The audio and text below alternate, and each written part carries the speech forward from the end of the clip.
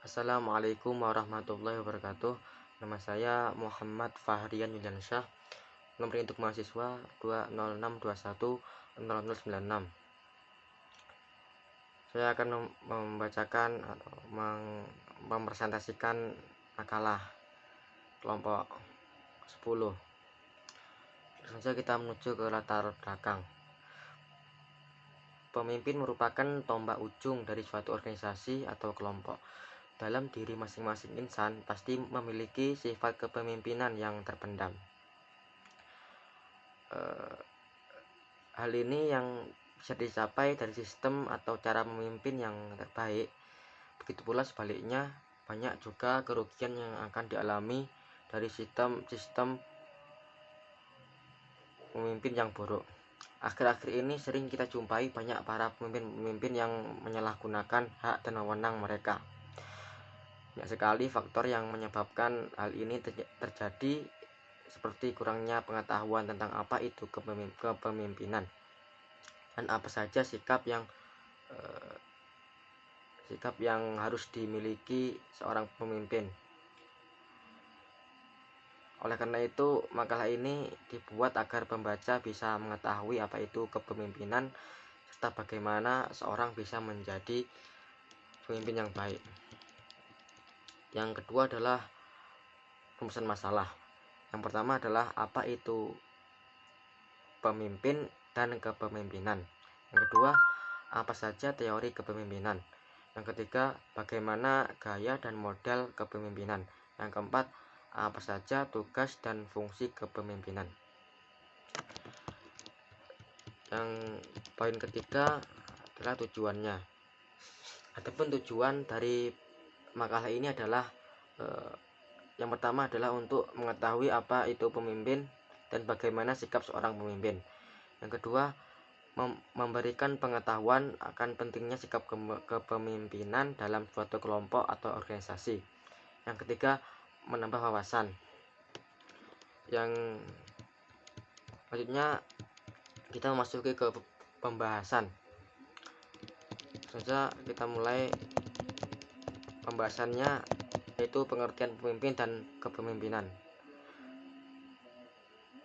Pemimpin berasal dari kata pimpin dalam bahasa Inggris lead, berarti bimbing atau tuntun. Dengan demikian, di dalamnya ada dua pihak yang terlibat, yaitu yang dipimpin dan yang memimpin. Setelah ditambah awalan pe menjadi pemimpin, dalam bahasa Inggris leader berarti orang yang menuntun atau yang membimbing.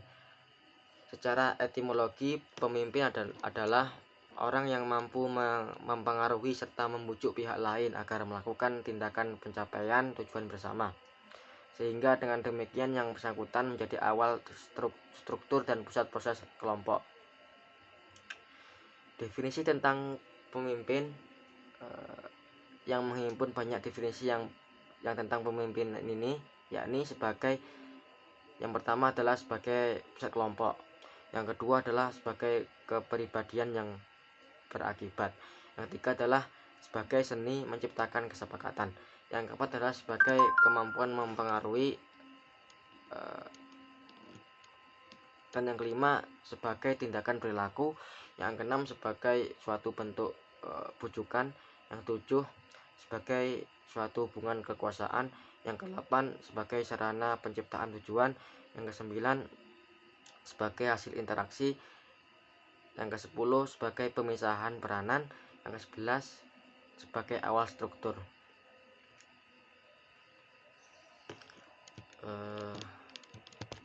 Mungkin itu saja yang bisa saya sampaikan.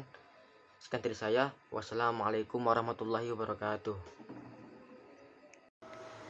Baik, di sini saya akan menjelaskan presentasi selanjutnya dari teman saya, yaitu teori kepemimpinan. Banyak yang beranggapan bahwa sifat kepemimpinan ada dalam setiap individu, karena sejatinya manusia dilahirkan sebagai khalifah dan juga pemimpin. Agar seseorang dapat memperdalam tentang kepemimpinan, maka ada beberapa teori yang bisa membantu dalam memperdalam konsep kepemimpinan dalam diri kita, yaitu sebagai berikut. Yang pertama, teori orang hebat. Teori ini populer pada abad ke-19. Teori ini mengungkapkan bahwa sifat kepemimpinan dan bakat-bakat kepemimpinan dibawa sejak orang tersebut lahir. Yang kedua adalah teori kepribadian. Kepribadian seorang yang dilatih secara dini atau mulai kecil hingga dewasa akan menumbuhkan sifat kepemimpinan. Aspek yang perlu dilatih agar sifat kepemimpinan tumbuh meliputi keberanian, pengetahuan, kecepatan daya tanggap, imajinasi, fisik, tanggung jawab, disiplin, dan masih banyak lagi. Teori ketiga, teori kontingensi. Teori ini biasa disebut sebagai teori situasional. Teori ini memiliki anggapan bahwa setiap gaya kepemimpinan harus didasarkan pada situasi dan kondisi tertentu. Yang keempat, yaitu teori gaya dan perilaku. Teori ini merupakan kebalikan dari teori orang hebat. Teori ini menyatakan bahwa semua orang pemimpin tidak dapat serta-merta langsung menjadi pemimpin yang hebat, namun pasti memiliki suatu proses yang panjang dan juga memulai ajaran-ajaran, pengalaman, pengamatan yang baik. Yang kelima, teori pelayanan. Teori ini memfokuskan pada sudut pandang bahwa seorang pemimpin yang baik adalah pemimpin yang bertugas melayani, menjaga, memelihara kesejahteraan, dan juga mengayomi para anggotanya. Teori keenam yaitu teori transaksional. Teori ini berasal dari kata transaksi atau kesepakatan, yang mana teori ini menggambarkan bahwa pemimpin ada karena suatu perjanjian atau kesepakatan seorang dengan orang lain. Teori ketujuh, teori transformasi. Teori ini mengacu pada istilah manusiakan manusia. Teori ini mengedepankan pendekatan personal pemimpin terhadap staf atau bawahan dalam rangka membangun semangat, mengubah kesadaran, serta memberi inspirasi demi mencapai tujuan bersama tanpa tekanan dan menekankan satu sama lain. Yang selanjutnya yaitu gaya dan model kepemimpinan. Kata gaya di sini memiliki arti sebagai sikap atau gerak-gerik yang bagus. Dengan demikian, yang dimaksud gaya kepemimpinan adalah teori kepemimpinan dari pendekatan seorang perilaku pemimpin, dan pendekatan ini difokuskan pada gaya kepemimpinannya. Karena gaya kepemimpinan merupakan bagian dari pendekatan perilaku seorang pemimpin terhadap anggota, sehingga dapat terpusat. Perhatian pada sebuah proses kepemimpinan merupakan usaha untuk mempengaruhi orang lain untuk mencapai sebuah tujuan. Pada dasarnya, sebuah gaya kepemimpinan memiliki pengertian sebagai sebuah perwujudan tingkah laku dari seorang pemimpin yang menyangkut kemampuannya dalam memimpin suatu organisasi atau kelompok dan dapat mempengaruhi bawahannya. Perwujudannya tersebut biasanya membentuk sebuah pola tertentu yang bersifat positif. Pengertian gaya kepemimpinan yang sedemikian ini sesuai dengan pendapat yang disampaikan E. Mulyasa. Beliau mengatakan bahwa cara yang dipergunakan pemimpin dalam mempengaruhi para pengikutnya tersebut dikenal sebagai gaya kepemimpinan. Gaya kepemimpinan dari seorang pemimpin pada dasarnya dibagi menjadi 3 aliran teori. Yang pertama yaitu teori genetis atau disebut dengan teori keturunan. Teori ini menyatakan bahwa leader are born and more much. Pemimpin itu dilahirkan, bakat bukannya dibuat. Para penganut aliran ini menengahkan pendapat bahwa seorang pemimpin akan menjadi pemimpin karena telah dilahirkan dengan bakat pemimpin. Yang kedua yaitu teori sosial. Teori sosial ini menyatakan bahwa leader are made and not born. Pemimpin itu dibuat atau dididik, bukan kodrat. Jadi, teori ini kebalikan inti teori genetika. Para penganut teori ini menengahkan pendapat yang mengatakan bahwa setiap orang bisa jadi pemimpin apabila diberikan pendidikan dan pengalaman yang cukup. Yang ketiga yaitu teori ekologi. Disebut teori ekologis karena pada intinya menekankan bahwa seseorang hanya akan berhasil menjadi pemimpin yang baik apabila ia telah memiliki bakat kepemimpinan. Bakat tersebut kemudian dikembangkan melalui pendidikan yang teratur dan pengalaman yang memungkinkan untuk dikembangkan lebih lanjut. Teori ini menggabungkan segi positif dari dua teori terdahulu sehingga dapat dikatakan teori yang paling mendekati kebenaran. Sehingga demikian penelitian yang lebih jauh dalam masih diperlukan untuk dapat mengatakan secara pasti apa saja faktor yang menyebabkan timbulnya sosok pemimpin yang baik. Terdapat 3 gaya kepemimpinan yang efektif, yaitu yang pertama, gaya instruktif, penerapan pada bawahannya yang masih bertugas. Adapun ciri-ciri gaya kepemimpinan instruktif ini adalah sebagai berikut. Memberi pengarahan secara spesifik tentang apa, bagaimana, dan kapan kegiatan dilakukan. Kedua, kegiatan lebih diawasi secara ketat. Ketiga, kadar direktif tinggi. Keempat, kadar semangat tinggi. Kelima, kurang dapat meningkatkan kemampuan pegawai. Keenam, kemampuan motivasi rendah. Ketujuh, tingkat kematangan bawahan rendah. B. Gaya konsulatif. Penerapannya pada bawahan yang memiliki kemampuan tinggi namun kemauan rendah. Ciri-cirinya adalah sebagai berikut. 1. Kadar direktif rendah. 2. Semangat tinggi. 3. Komunikasi dilakukan secara timbal balik. 4. Masih memberikan pengarahan yang spesifik. 5. Pimpinan secara bertahap memberikan tanggung jawab kepada pegawai walaupun masih dianggap belum mampu. 6. Tingkat kematangan bawahan rendah ke sedang. C. Kepemimpinan partisipatif. Kepemimpinan ini juga dikenal dengan istilah kepemimpinan terbuka, bebas, dan non-direktif. Orang yang menganut pendekatan ini hanya sedikit memegang kendali dalam proses pengambilan keputusan. Ia hanya menyajikan informasi mengenai suatu permasalahan dan memberikan kesepakatan kepada anggota tim untuk mengembangkan strategi dan pemecahannya. Tugas pemimpin adalah mengarahkan tim kepada tercapainya konsensus. Asumsi yang mendasari gaya kepemimpinan ini adalah bahwa karyawan akan lebih siap menerima tanggung jawab terhadap solusi, tujuan, dan strategi di mana mereka diberdayakan untuk mengembangkannya. Kritik pada pendekatan ini bahwa pembentukan konsensus banyak membuang waktu dan hanya berjalan bila. Langsung saja, saya Muhammad Nasihatullah Babis, nomor induk mahasiswa 206210102, akan melanjutkan presentasi dari Mbak Novi. Langsung ke bab yang selanjutnya, ialah tugas dan fungsi kepemimpinan. Fungsi kepemimpinan meliputi yang pertama yaitu fungsi pengambilan keputusan. Pengambilan keputusan memerlukan keberanian, karena setiap keputusan pasti memiliki resiko.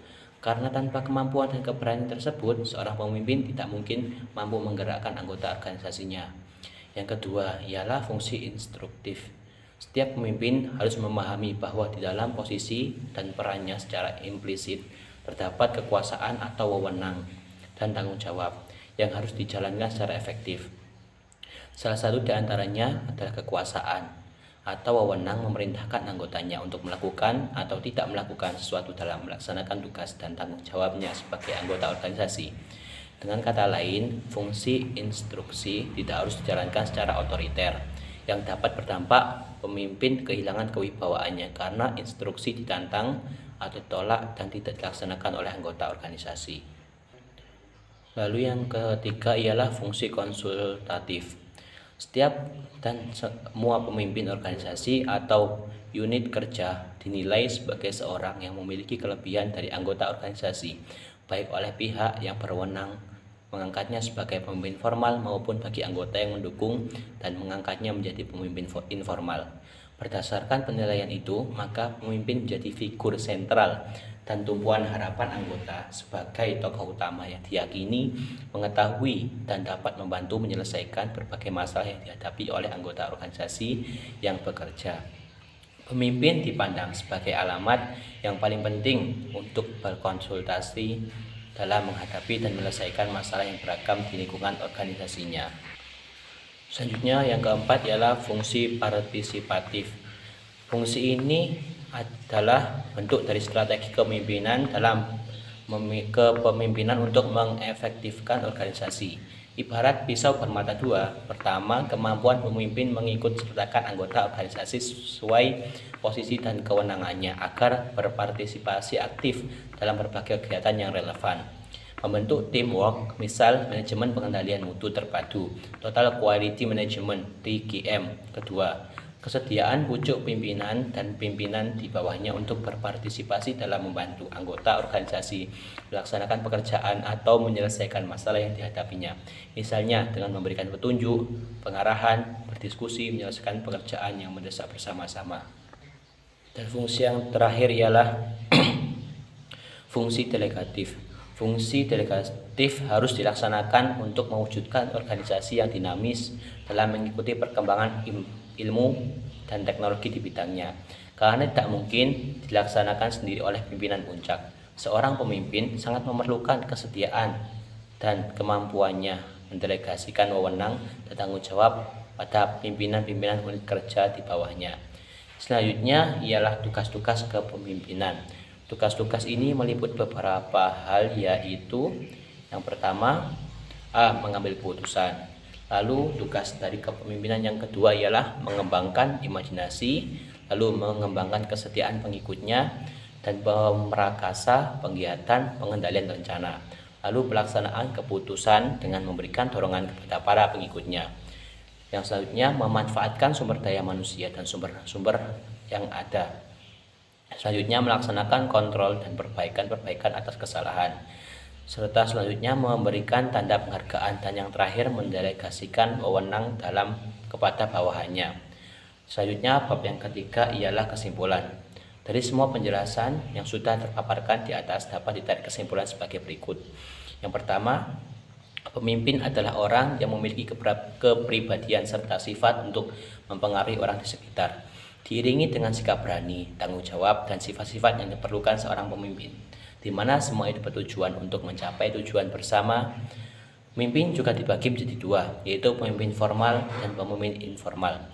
Pemimpin formal dipilih oleh lembaga, sedangkan pemimpin informal biasanya dipilih oleh masyarakat atau kelompok secara sukarela atau suara terbanyak. Yang nomor dua ialah kepemimpinan. Kepemimpinan adalah kemampuan untuk memimpin diri sendiri. Lalu, barulah seorang itu bisa memimpin suatu kelompok. Dengan begitu, kepemimpinannya akan berjalan dengan baik dalam memimpin, mempengaruhi anggota yang lain untuk mencapai tujuan yang telah disepakati bersama. Kesimpulan yang ketiga ialah teori kepemimpinan meliputi 7 hal, yaitu teori orang hebat atau great theory man, yang kedua teori kepribadian atau trait teori, yang ketiga teori kontingensi atau contingency teori, yang keempat teori gaya dan perilaku, yang kelima teori pelayanan atau servant teori, yang keenam teori transaksional, dan yang terakhir ialah teori transformasional.